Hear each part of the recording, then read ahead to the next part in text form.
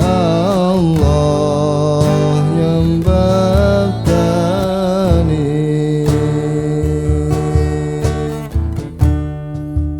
Mugi-mugi Gusti Allah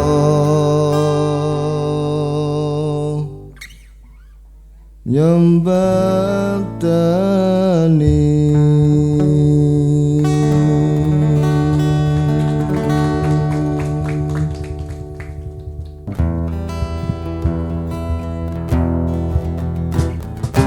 Anut runtutan sareruntungan, munggah mudun gunung ajo samudra. Gandeng denteng derenceng reronceng, rerenceni kembang-kembang temanten. Mantene wus dandan dadi dewa dewi, dewaning asmara kya mudhun bumi.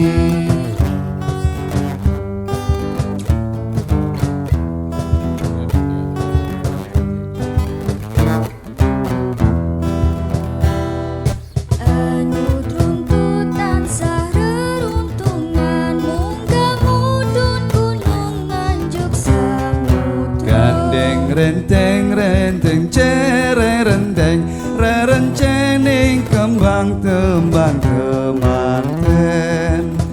Mantene wus dandan dadi dewa dewi, dewaning asmara kya mudhun bumi.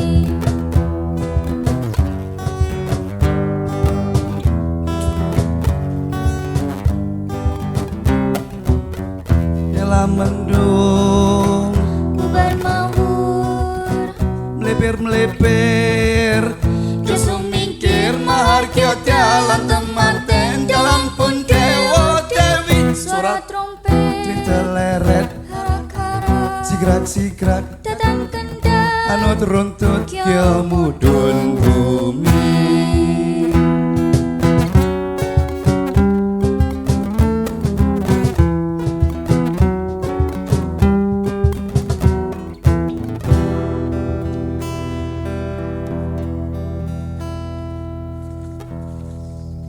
Kita punya masalah, jangan terlalu melulu kemudian mencari solusi di luar.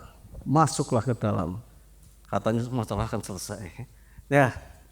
Kemudian Tuhan ada di mana?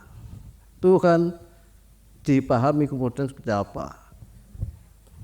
Persepsi masing-masing, prasangka ketika Tuhan memberikan sebuah kenyataan, aku sesuai dengan prasangka hambaku, makanya itu prasangka hambanya adalah Tuhan ada dalam benak masing-masing.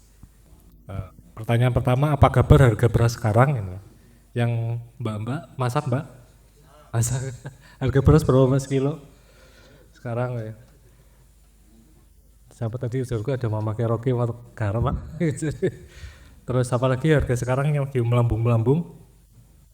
Itu kan bagian dari kehidupan kita ya sehari-hari. Atau sisi manusianya, karena temanya kan manusia, alam, dan Tuhan ya.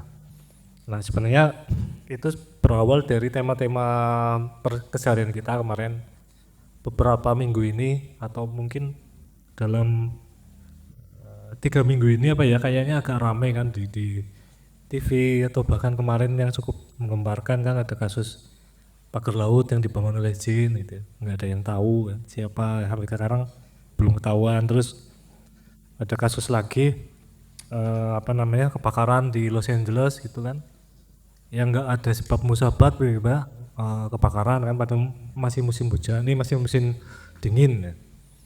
Kemudian terakhir terupdate sekali ada setelah pemilihan Presiden Amerika ada Donald Trump ya. Amerika itu salah satu pencetus dari perjanjian Prancis, perjanjian Paris yang terkait perubahan iklim. Nah tiba-tiba Amerika sendiri yang mengeluarkan dirinya dari perjanjian itu.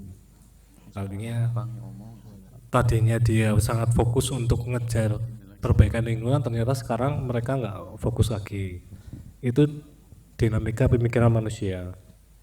Nah efeknya adalah alam yang sedang kita rasakan kali ini nih, sekarang kan kita benar-benar mengalami cuaca yang nggak jelas nih kan. Bulan-bulan ini Cilacap kalau nggak salah udah hampir 3 mingguan lah nggak hujan apa ya, panas terus ngelekep bawahnya. Menduan utuh dengan menduan potong isinya pasti sama aja gitu, kalau di teori yang fisika kuantum. Jadi yang di atas besar makrokosmos, begitu pula yang di bawah atau yang mikrokosmos. Itu teori mistiknya orang bule gitu. Makanya tadi saya tanya ke Mas Udin, Mas dengan perdukunan atau gimana ya, metafisika. Karena ya, ilmu itu yang diajarkan di Fakultas Perdukunan di Amerika gitu. Dengan istilahnya yang terkenal itu as above so below gitu.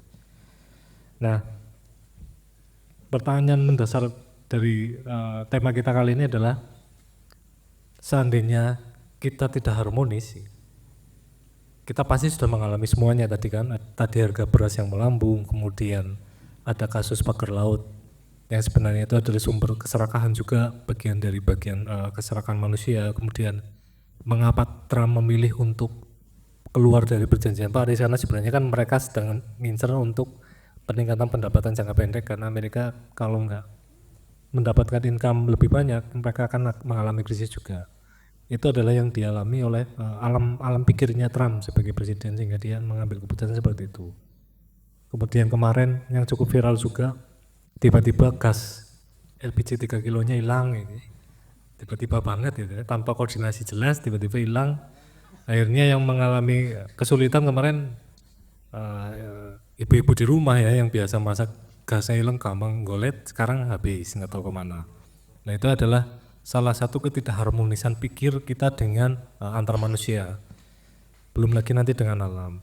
Dan sebenarnya sumbernya kan ketidakharmonisan manusia dengan Tuhan itu sendiri kan, karena memang kebijakan-kebijakan itu mereka hanya mengejar nafsu. Nah sebenarnya yang kita cari ini, apa sih yang menghubungkan, yang bisa menghubungkan antara manusia, alam dan Tuhan itu kembali harmonis, itu apa? Supaya apa yang tadi diceritakan tadi, latar belakangnya, masalah sosial, masalah ekonomi, kemudian masalah lingkungan, itu ujung pangkalnya ada di mana? Apakah benar-benar kita lupa dari Tuhan? Apakah enggak? Sementara kalau anak-anak Gen Z sekarang kan juga pemikirannya juga sama ya, lebih banyak memilih yang menjadi agnostik dibanding dialog ya Mas. Ateis gitu kan. Agnostik paham ya Mbak? Nanti bisa tanya ke Mas Udin atau narasumber agnostik. Jadi anak-anak Gen Z sekarang kan nggak percaya juga sama orang-orang yang religius kan. Ternyata religius juga solehot tadi kan tadi. Nah itu mungkin ya akan kita elaborasi bareng-bareng, cari titiknya. Sebenarnya cara supaya kita kembali lagi ke harmonis, mendapatkan harmonisasi antara manusia dengan manusia dengan alam, dan manusia dengan itu di mana titiknya. Itu nanti bisa diambil dari pelajaran dari wayang, mungkin bisa ada dari situ, karena mbah-mbah kita dulu sudah memberikan clue-cluenya di situ untuk mencapai keharmonisan. Kemudian kenapa sampai ada ritual-ritual yang simbolis, mungkin nanti juga ada teman yang ahli di situ, di sini yang pakai kaos merah ini, yang lagi nggak mendengarkan gitu. Itu ahli dalam hal mencari seperti itu gitu ya. Nanti bisa dielaborasi, nanti dengan Mas Daniel mungkin kita akan juga lebih banyak menggali informasi yang lebih dalam lagi. Jadi dasarnya menungsa ke mung siji rasa, krasa, ngerasa, ngrumangsan. Ya nanti kita kaji lebih dalam, lebih lanjut, rasane karo alam kudu kepriye, rasane karo menungsa kudu kepriye, rasane karo sing zat nomor siji ke kudu kepriye. Engko dikaji bareng ya, alon-alon bae, alon-alon sepenting tawakon. Mohon izin para sesepuh, para rekan-rekan yang hadir di sini. Sebelumnya ini saya sebetulnya agak shock gitu loh, dihubungi Mas Rizky atas pesanan Mas Ovi. Melenceng dari tema. Saya suruh hadir di sini terus dari narasumber. Padahal saya nggak pernah bawa sumber gitu loh. Ya saya cuma bilang ya saya hadir, saya mau belajar bareng. Mungkin apa yang akan saya sampaikan adalah semua yang pernah saya alami, yang saya temukan, sebuah cerita dari kehidupan saya. Saya nggak tahu teori, nggak tahu sejarah, masih banyak mungkin orang-orang yang lebih tahu, lebih berkompeten. Perkenalkan, nama saya Danar, saya apa ya, gelandangan gitu aja, gelandangan yang menjalani hidup sampai entah kapan saya selesai menjalani hidup ini. Saya lama di Cilacap, kebetulan ada pekerjaan, karena asli leluhur saya, simbah orang tua memang orang Cilacap. Tapi saya sendiri lama dan sampai sekarang domisili di Jogja. Jadi begitu perkenalan saya yang singkat, mudah-mudahan saya bisa diterima. Tapi menurut teman saya Nirwana, diterima nggak terima sih nggak masalah gitu lah. Manusia, alam, dan Tuhan. Yang saya garis bawahi yang paling bawah dulu nih, sebuah perjalanan mencari harmoni, memahami makna bahwa cinta tak meminta, dan menemukan keseimbangan sejati. Tapi saya tanya dulu, apa semua sudah pernah tahu namanya cinta? Oh, padamu. Terus saya naik ke atas nih, biar enak gitu. Nanti dialognya biar enak. Jika manusia merusak alam, apakah alam akan tetap memberi? Kalau dilihat dari judul yang atas gitu ya, sebetulnya siapa sih yang butuh keseimbangan atau harmoni? Kan hanya manusia. Apakah alam butuh keseimbangan, butuh harmoni? Apalagi kita bicara tentang Tuhan. Ya mereka yang menciptakan. Walaupun memang manusia begitu merusak, ya pasti ada yang berkurang. Tapi akan tumbuh lagi. Sifatnya alam kan seperti itu. Kalau Tuhan jangan tanyalah, beliau yang membuat kan. Berikutnya biar nyambung. Jika manusia melupakan Tuhan, apakah hidup tetap memiliki makna? Kembali, yang punya makna itu siapa? Kan manusia. Mau manusia lupa atau tidak dengan Tuhan, ya hidup ini tetap bermakna. Tapi bagi manusia secara diri pribadi, walaupun dia lupa, ya itu maknanya dia. Dia lupa dengan Tuhan, kan maknanya gitu. Pada saat orang ingat atau bahkan sudah menyatu istilahnya, tadi Mas Udin mungkin ya, menyatu dengan Tuhan, ya itu maknanya dia dalam hidupnya. Jadi yang jadi masalah apa? Gitu loh. Keseimbangan itu akan tercipta dengan sendirinya. Yang selalu mereka-reka kan manusia. Seolah-olah dia belum seimbang, dia belum anteng, dia belum tenang, belum ketemu dengan Tuhan, lupa dengan Tuhan, mungkin lupa dengan alam, percaya dengan alam dianggap istilah musyrik atau syirik itu tadi.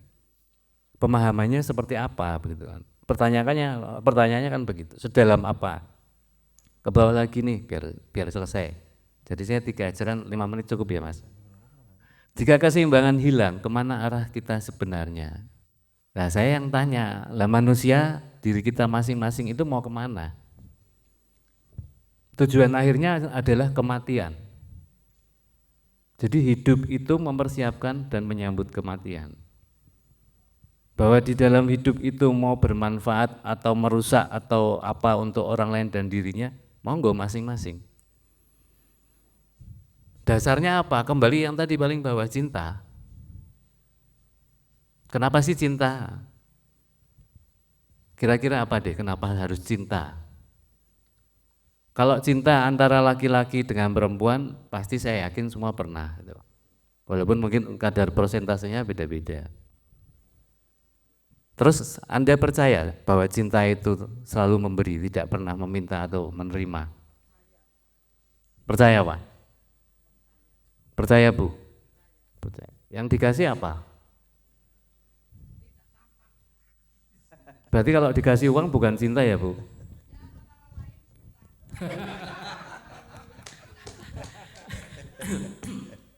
Jadi kalau saya boleh cerita bahwa saya menemukan cinta itu mulai dari yang paling biasa gitu ya, yang paling rendah karena kita memang indikasinya dari diri kita sendiri sebagai manusia. Cinta waktu anak ya cinta sama orang tua, setelah mulai remaja dewasa mengenal cinta kepada lawan jenis. Itu belum sepenuhnya menurut saya. masuk jenjang mungkin kalau ada yang pakai versi jalan bareng apa pacaran, ya di situ diuji lagi. Sampai di jenjang pernikahan itu masih diuji lagi. Sampai jatuh bangun kemungkinan baru itu menemukan cintanya Tuhan. Itu baru kemungkinan. Karena kalau kita tidak memahami perjalanan hidup kita istilahnya tidak introspeksi, tidak mawas diri, ya mungkin tidak akan menemukan arti cinta itu. Apa sih cinta itu?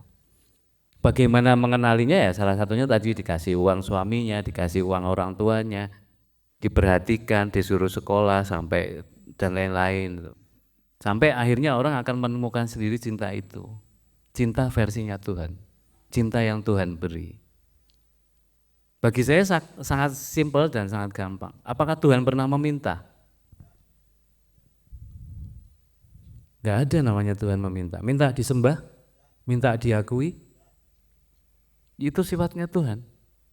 Dia menciptakan alam semesta dan segala isinya makhluk ini dengan dasar cinta. Tapi begitu ada yang diciptakan atau kita sebagai manusia tahu tentang cinta, berarti cintanya berbalas. Tuhan akan bahagia. Jangan dipikir hanya manusia yang bahagia terus ketemu Tuhan, enggak. Tuhan akan sangat bahagia karena ada makhluknya, ada ciptaannya yang tahu tentang cintanya. Nah, cinta itu apa? Rasa, tangan, mulut, kaki, mata. Apa? Cinta apa? Cinta rasa kan? Jangan pernah jatuh cinta? Bagaimana mendefinisikan cinta? Tapi Anda tahu rasanya. Di mana rasanya? Di mana rasanya? Hatinya yang di mana? Hati kan organ loh. Batin itu yang mana? Ya itulah konsep Tuhan. Kita tidak bisa melihat, tidak bisa mendengar mungkin ya secara fisik panca indera itu enggak bisa. Tapi kita tahu ada sesuatu, ada rasa itu, mungkin pakai istilah energi atau pakai apa tadi Mas yang modern tadi, kuantum dan lain-lain. Ya bagaimana akan mengenal Tuhan kalau kita hanya pakai panca indera?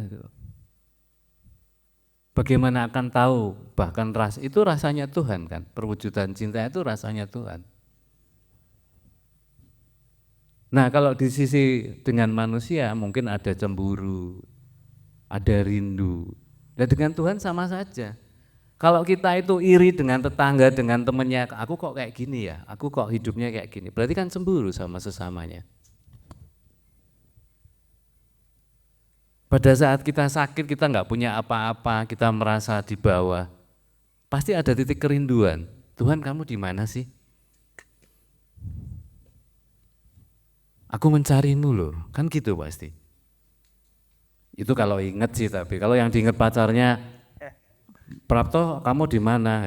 Atau dia kamu di mana? Begitu digoleti, ini orang anak ya. Wah.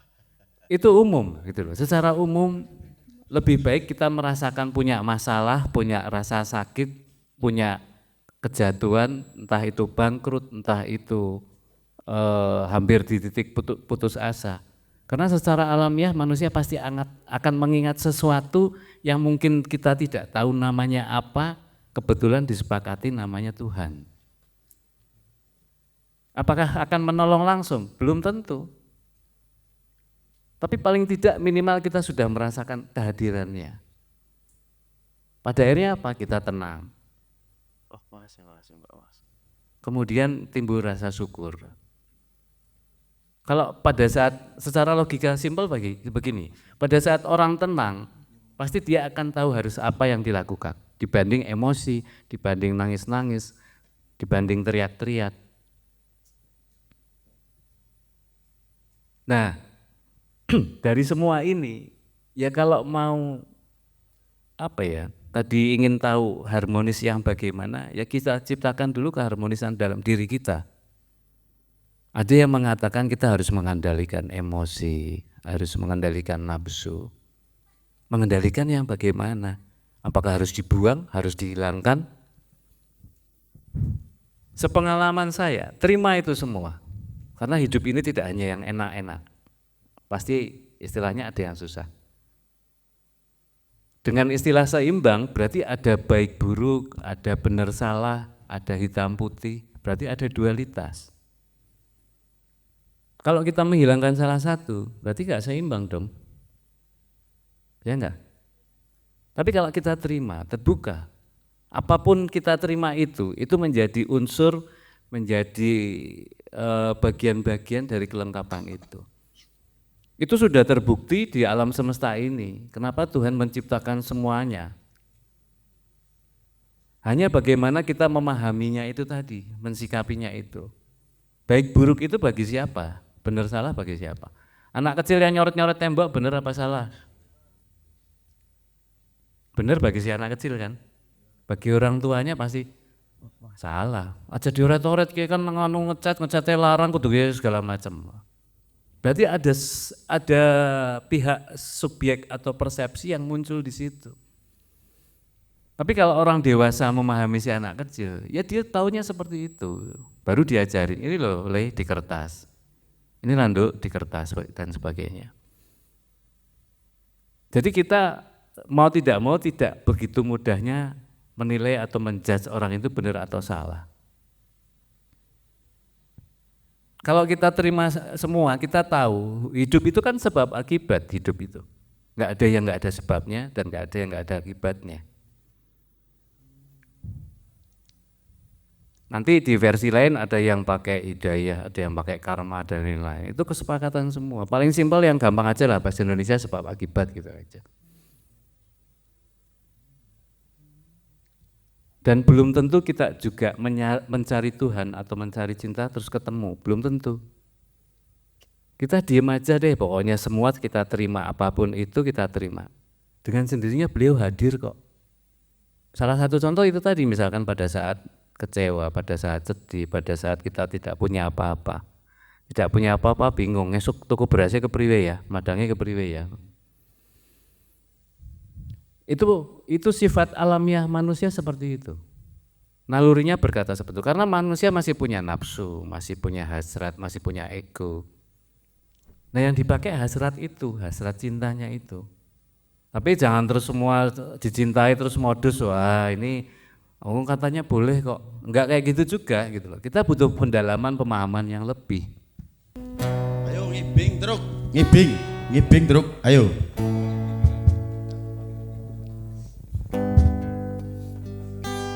Ya, lagunya diresapi truk, diresapi. Karena ini lagu penuh makna, dinyanyikan oleh Mas Taufik. Terima kasih.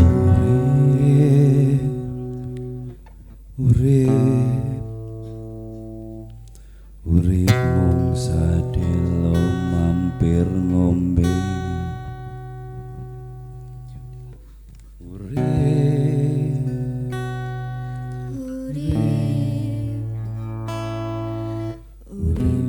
sadelo mampir ngombe.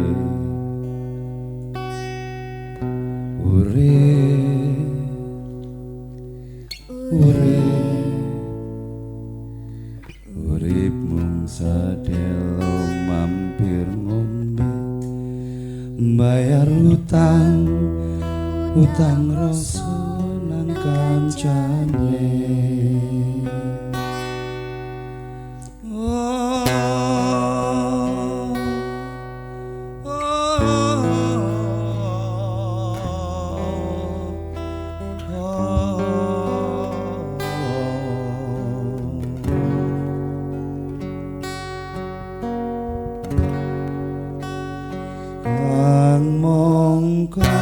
Utang rasa ya rong kancane, kang mongko utang rasa ya ora wong tuane, ya sanak ya kekatan, ya sadulur ya barayat, ya tanggane sakabeh-kabeh ra kebayar utang rasaku sing tak bayar namun pikiran lan tenagane ra kebayar utang-utang rasaku sing tak bayar mung waktu pikiran lan otote.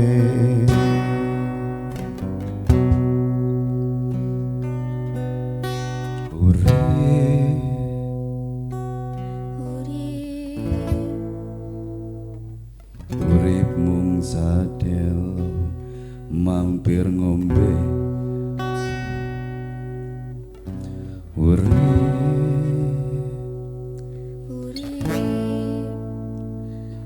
urip mung sadelo mampir ngombe bayar hutang rasa nang kancane bayar utang rasa ya bayar sing ra bakal kebayar sing tak bayar mung wektumu sing tak bayar mung pikiranmu sing tak bayar mung keringatmu utang rasaku kepriye.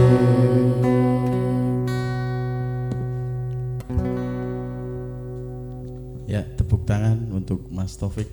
Ya. Ya. Ayo kanca sing sregep ngaji supaya uli bidadari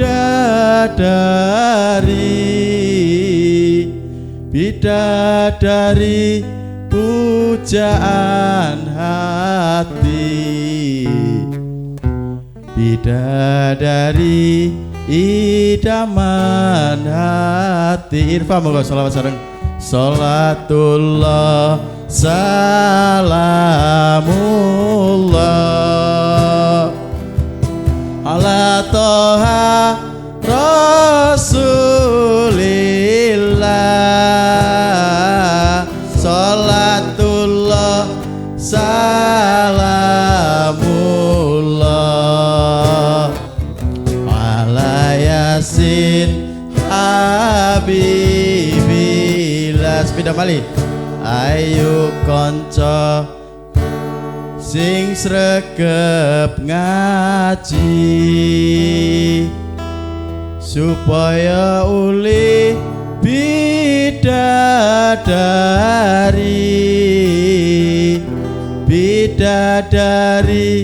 pujaan hati bidadari idaman hati. Monggo sholawat. Sholatullah salamullah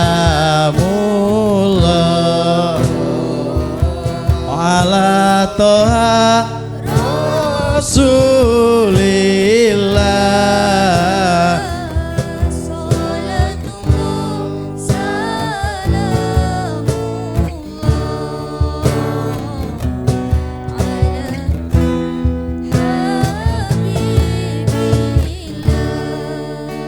Ayo konco sing sregep ngaji supaya cepet tindak haji numpak montor mabur kondur dadi haji mabrur. Monggo sholawat.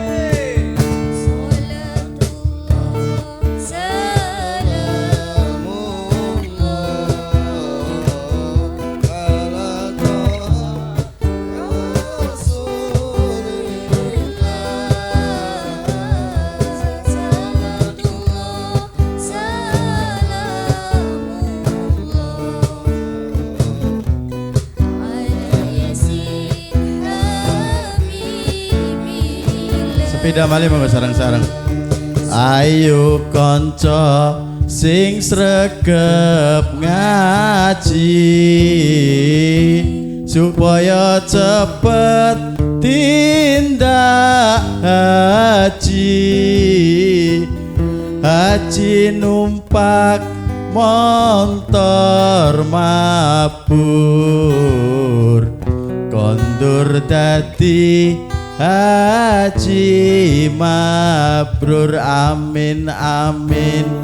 Ben ora tegang ya, anak guyonan sedidik ya nek Petruk karo Kang Gareng ya biasanya ngajine jawan. Ya, jadi alhamdulillah ki bisa melu ngaji karo jamaah kabeh ya. Jadi biasanya jawan ya. Ya apa anane lah. Ya moga-moga dongane dikabulan Gusti Allah ya. Sing ngisi jomblo, jombloan, jomblowati cepet uli jodoh, sing sepuh-sepuh ya cepet tindak haji. Hajine numpake montor mabur, kondur dadi haji mabrur. Udu haji mabur sing mabur montore. Hajine haji mabur, mabrur. Amin Allahumma amin. Ya. Napa mbok kelalen nggih makane pundi sing badhe dititipaken nek boten ditaki dewek mboten nate eling mangkene biar istilahnya kita selalu eling dari semua kegiatan yang ada kita biasanya kalau di Islamun diawali dengan Bismillahirrahmanirrahim dengan menyebut nama Allah berarti kan kita selalu eling dengan menyebut nama Allah pengasih dan penyayang. Kalau Gusti Allah berarti ngasih dulu baru nyayangi, bayar di depan nambah nyayangi. Nah kembali lagi teng menungsa niki berarti memang tugas awal kita kudu selalu eling. Nek selalu eling selalu istilah kemutan karo Gusti Allah yo insya Allah berikut tetap akan selalu eling kali dewek. Jarene nek ngeling nanggon sing medeni jajal kowe ana rasa ndredeg ora. Nek kasih ndredeg berarti kan isi ana rasa wedi kang seliyane Gusti Allah. Jadi antara keseimbangan balik lagi kita saling menjaga antara alam contoh dari tanah. Paningane Gusti Allah sampun disediakaken kangge sedaya umat menungso harap diuyui, harap dipaculi, harap ditek-itek kaya ngapa ya meneng bae, dipaculi, dikeroaki, ngesuk rapat maning. Terus seperti itu. Tinggal kita yang istilahnya sadar bahwa ini loh pun diparingi sebenarnya tinggal kita mau memanfaatkan dari itu semua atau tidak. Kembali gini tadi dengan konsep bahwa manusia, alam dan Tuhan itu tadi mereka punya cara dan sistem menyeimbangkannya masing-masing.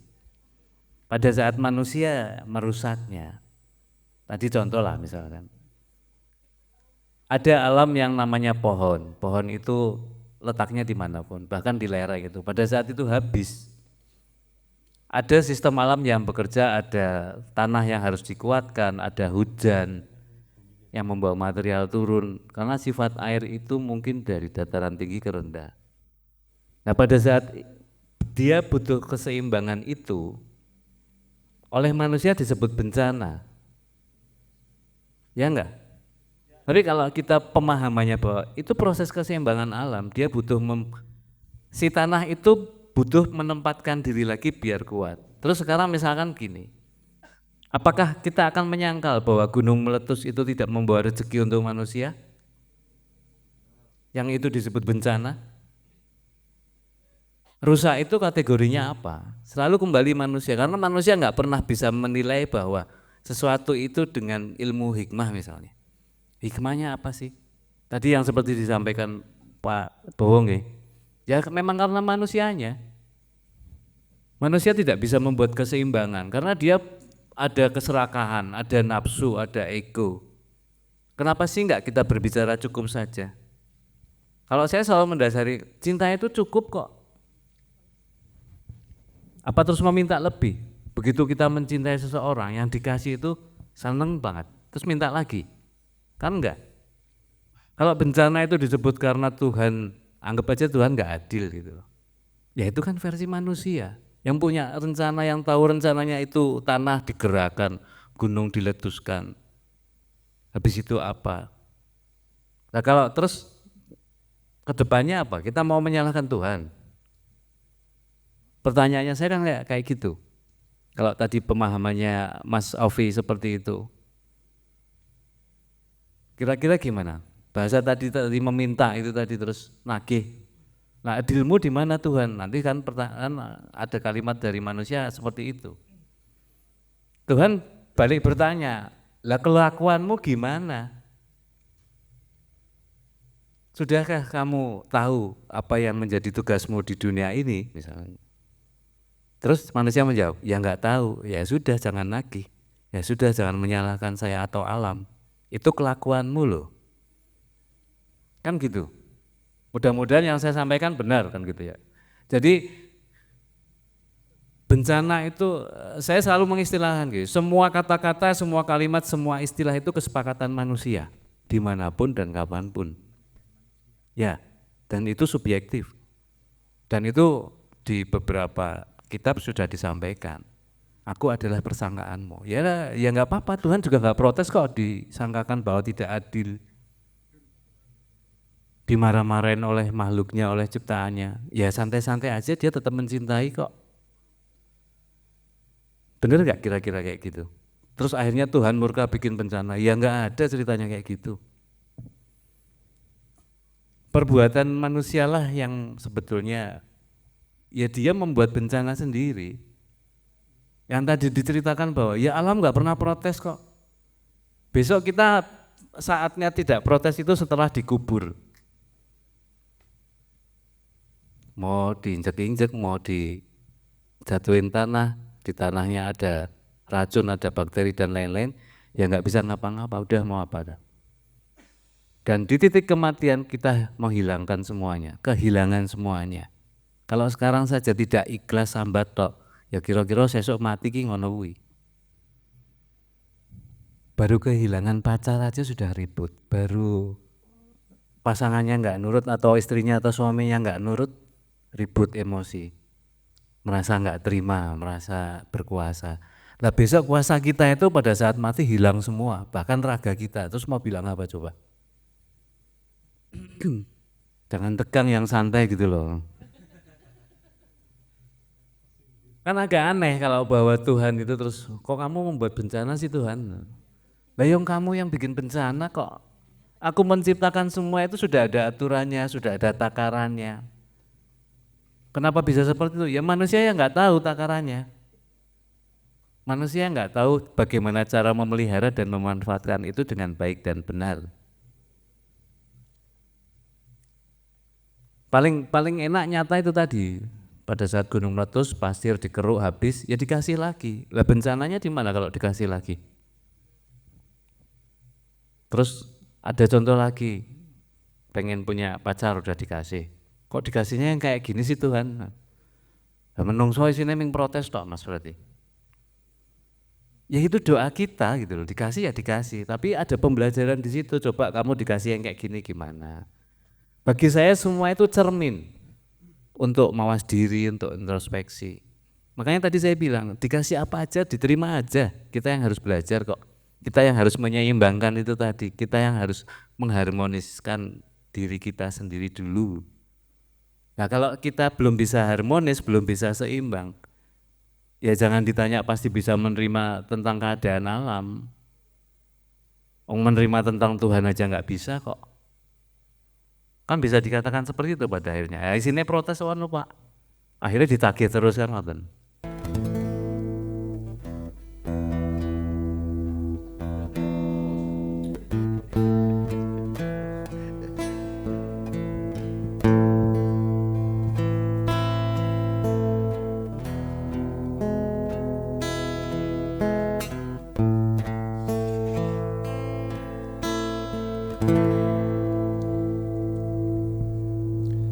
Wong takon wong sing dur angkara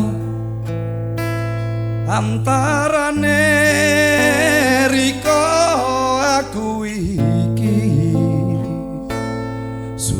mebiar ron-ronane koro janji sabar sabar sawetara wektu kala mangsane titi kala mangsa pamujiku dibisa senuda korban jiwangga pamungkase kang tur angkara titi kala mangsa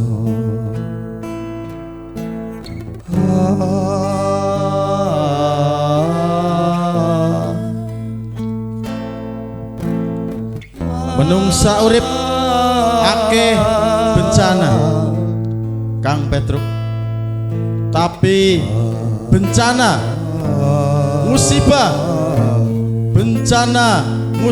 kang gede, musibah sing mengerikan, bencana sing mengerikan dinage wis ditutup neng Gusti Kang Murbeng dumadi. Pamujiku dibisa senudya korban jiwangga pamungkas Gusti Kang Murbeng dumadi, Gusti Kang akarya jagat kala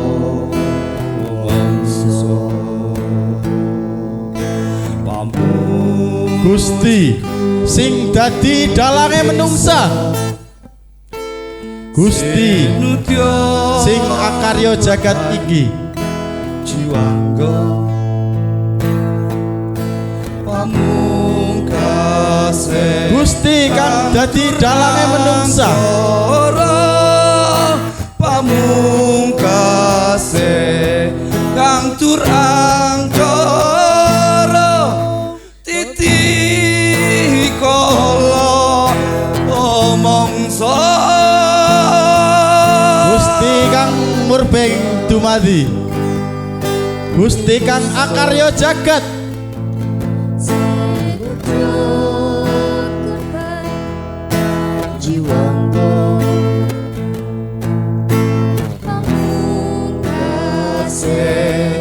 kang tur angkara titi kala mangsa Gusti Kang akarya jagat dina iki kabeh bencana ditutup. Kemarin, esok adalah hari ini. Bencana dan keberuntungan sama saja. Langit di dalam, langit di luar bersatu dalam jiwa. Kesabaran adalah matahari, kesabaran adalah matahari, perjuangan adalah pelaksanaan kata-kata. Yang menghiasi hidup hanya ada 5. Setelah kita berhubungan dengan manusia, tali asih dengan alam, semuanya itu yang kita hasilkan 5 perkara, Mas. Itu 1 nikmat, 2 ujian, 3 maksiat, 4 tobat, 5 taat. Nah, untuk menggabungkan supaya kita bisa bertemu dengan Tuhan, 5 perkara itu kita lakukan setiap hari.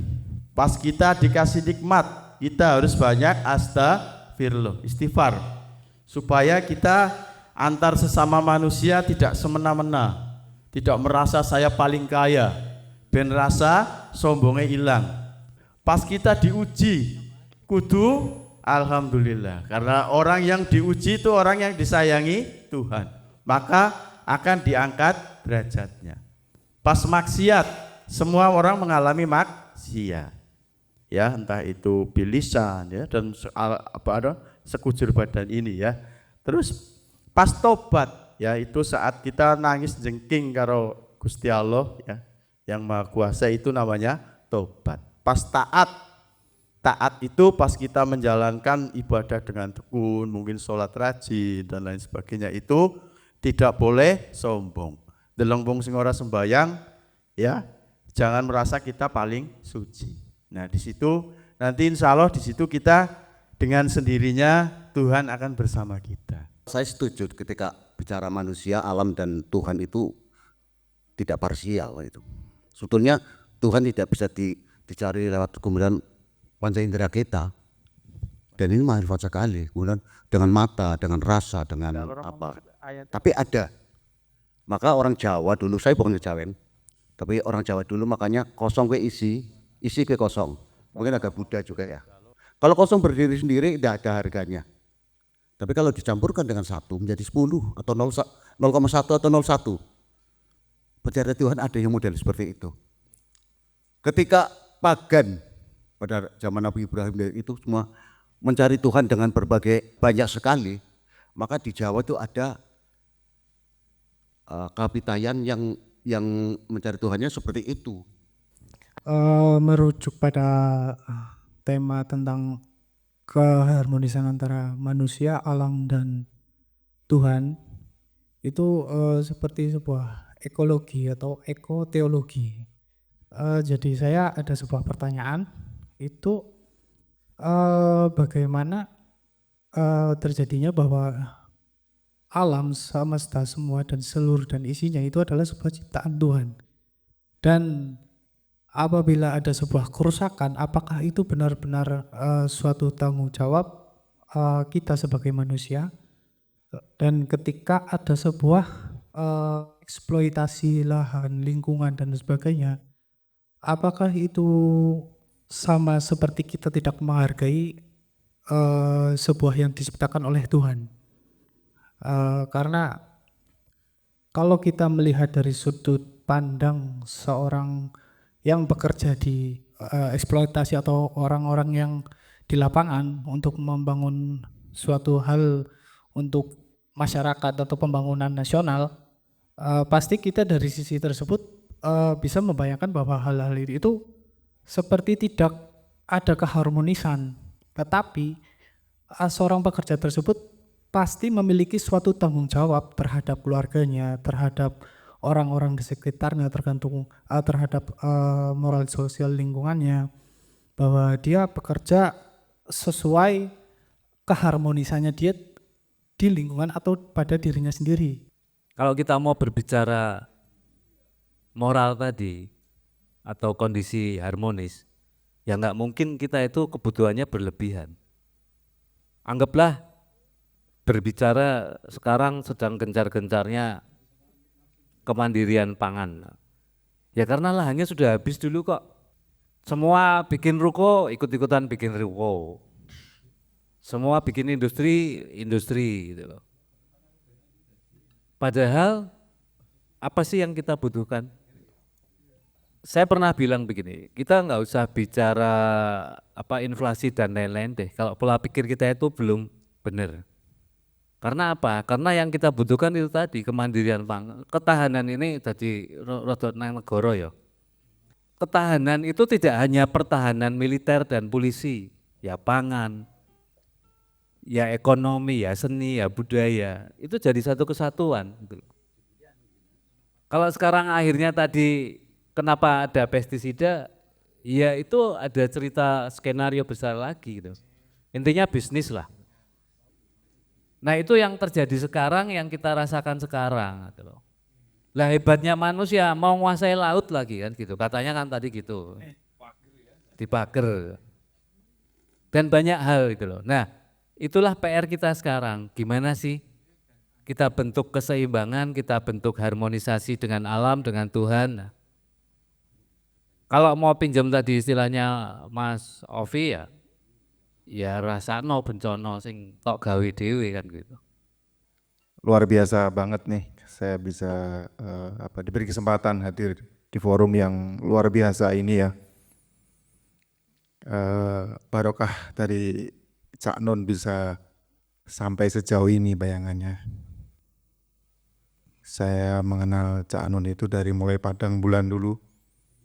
Masih di Jombang, kita dulu kalau pengen ngikutin forumnya itu harus berangkat dari luar kota sampai ke Jombang seperti itu, luar biasa banget.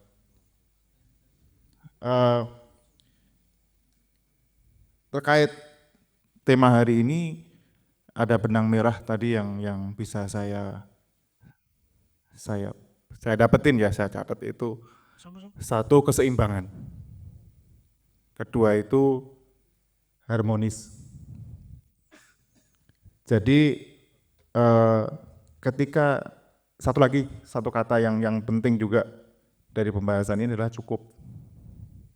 Jadi kalau sudah ada standar cukup yang dimiliki oleh manusia, terutama dalam mengeksploitasi alam, tentu keseimbangan alam itu dengan sendirinya bisa muncul gitu loh, bisa terjadi. Artinya secara sistemik alam itu sudah mempunyai metode untuk menyeimbangkan dirinya sendiri, kira-kira seperti itu. Dan kalau tadi nyambung dengan sebab akibat, bisa jadi juga terjadinya bencana itu karena terganggunya keseimbangan alam yang dilakukan oleh manusia. Jadi ada sebab seperti itu. Sehingga andai kata terjadi bencana itu karena kondisi keseimbangannya ini terganggu, alam mempunyai sistem untuk menyeimbangkan kembali sehingga kita mempersepsikannya sebagai bencana seperti itu. Jadi andaikan manusia itu sudah memahami konsep cukup sehingga alam tidak terganggu keseimbangannya, insya Allah kehidupan ini akan harmonis.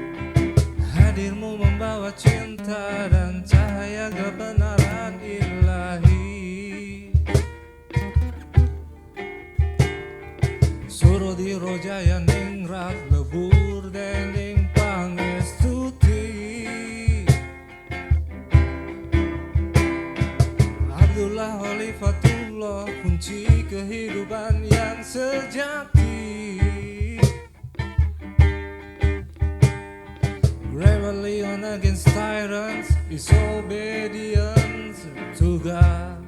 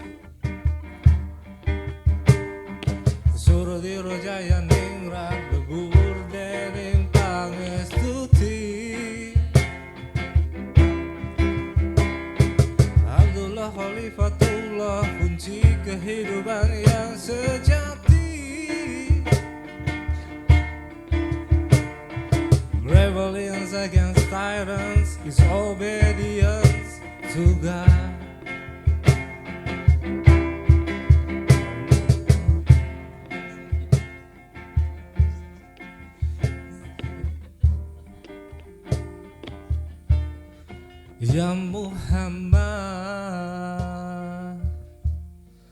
Rasulullah. Oi oi, jangan lupa oi oi 3 kali. Oi oi oi oi. Oi. Tetap konsep mencintai kan. Ya kebetulan saya pertama kali kesini nih diajak sama Mas Yongki. Daripada saya cuma ngopi sama minum ya teman-teman. Dasar dulu. Emang dari jalanan ya jarang banget yang benar-benar lurus, straight. Tapi akhirnya saya menemukan teman yang lumayan mengajak saya untuk ke jalan yang benar. Meskipun saya tetap membeat dan merontak. Dari tadi aku nyimak banyak hal yang baru yang aku dapetin, tapi ada sisi penasaran dalam diriku sendiri ya. Dalam konsep mencintai, terus alam dan Tuhan. Boro-boro di pang ada Tuhan ya kan. Mungkin saya nggak tahu Tuhan di jalanan itu mungkin di aspal, orang yang memberi uang, atau bahkan maaf di rak-rak bir itu adalah Tuhan. Aku nggak ngerti konsepnya, karena aku di sini datang kan ingin belajar dan rasa keingintahuanku yang paling mendasari saya untuk datang ke sini sebenarnya. Dan aku ingin bertanya soal konsep. Simpel sih, mencintai ya. Mencintai itu merujuk ke individunya atau golongannya. Kenapa? Ya yang saya lihat sekarang ini mencintai itu bukan sekedar terkait cinta satu sama lain, terus cinta kepada perempuan atau lawan jenis. Tapi cinta itu juga ada, menurutku, ada orientasinya, seks. Mungkin ada beberapa orang atau golongan itu yang tidak mencintai lawan jenis, bahkan ada yang sesama jenis. Karena itu adalah orientasinya mereka. Ada hal mencintai cewek sama cewek, cowok sama cowok, tidak melulu dengan cewek dan cowok. Kenapa hal itu demikian selalu dianggap sebagai golongan yang salah gitu. Padahal dari tadi saya mendengar mencintai adalah melaraskan sebuah harmonisasi dalam manusia. Makanya saya bingung nih, kenapa hal itu selalu dipertanyakan dan selalu mengakibatkan bencana. Padahal orientasi itu adalah hak manusia itu sendiri atau individu itu sendiri. Dan tadi bilang mencintai adalah suatu kesepakatan.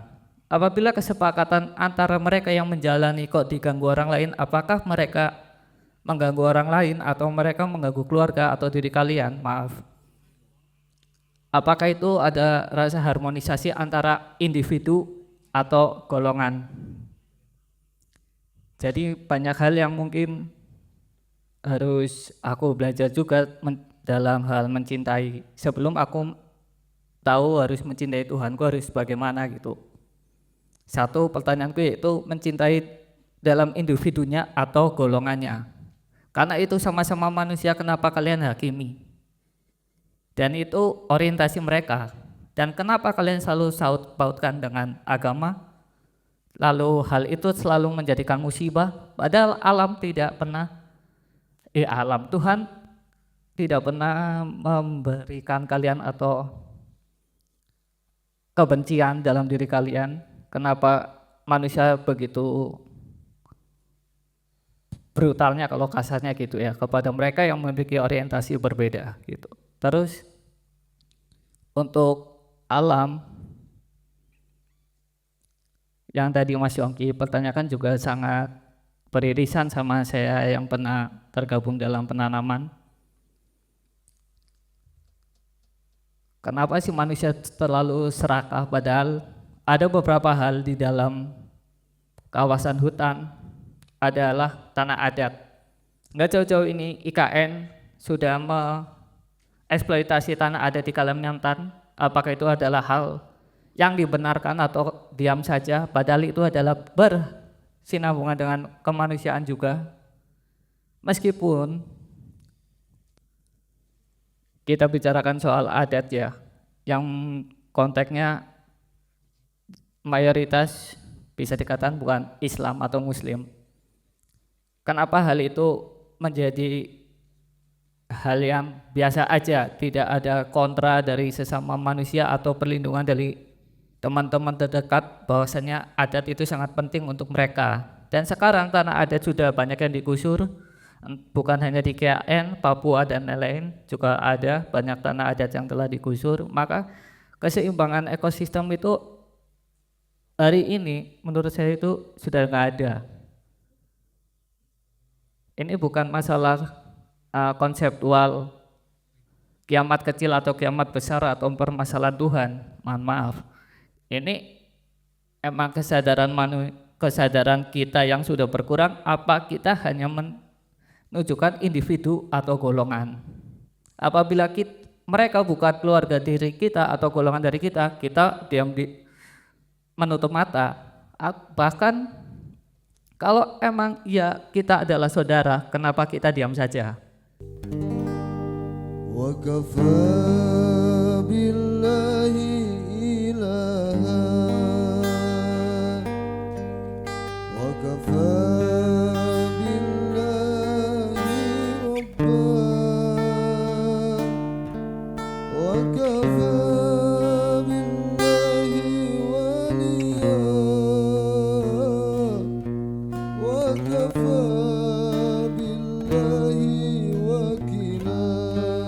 monggo sareng-sareng. Wa kafa billahi ilaha wa kafa billahi rabba wa kafa billahi waliya wa kafa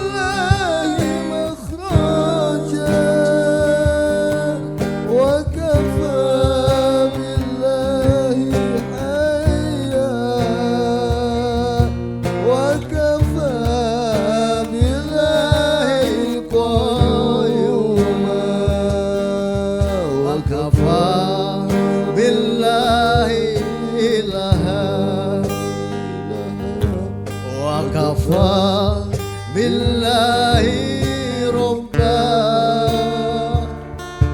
وكفى بالله واليا وكفى بالله وكيلا. Monggo sareng-sareng berdiri.